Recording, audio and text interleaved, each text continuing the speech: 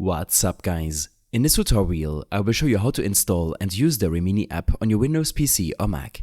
To use Remini and other mobile apps, you must use an Android emulator such as BlueStacks. BlueStacks is a popular choice as it allows you to completely customize your Android experience. Click on the first link in the description to access this page. From here, download the BlueStacks 5 setup installer for your system. This should take a second to complete, and you can follow the install wizard to install the application to your system.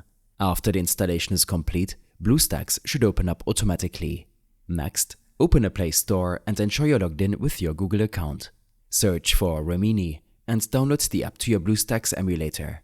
Depending on your network connection, this might take a few minutes to complete. While downloading, you should take a look at your emulator settings. Click on this gear icon to access these settings.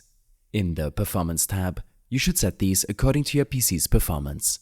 Allocate a high number of CPU cores if you don't have many other applications running in the background. The same goes for your memory allocation. For users with 4GB or less RAM, set this option to Basic. Under Performance mode, make sure to set this option to Balanced.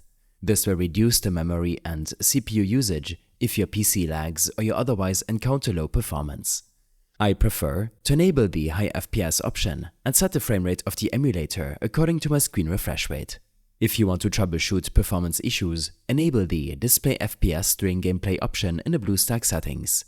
You can leave the other settings to the default option and open the app from your home screen.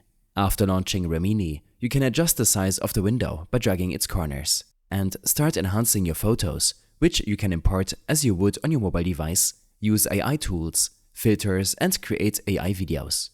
I hope this helped you out. Leave a comment if you have any questions and see you in the next one.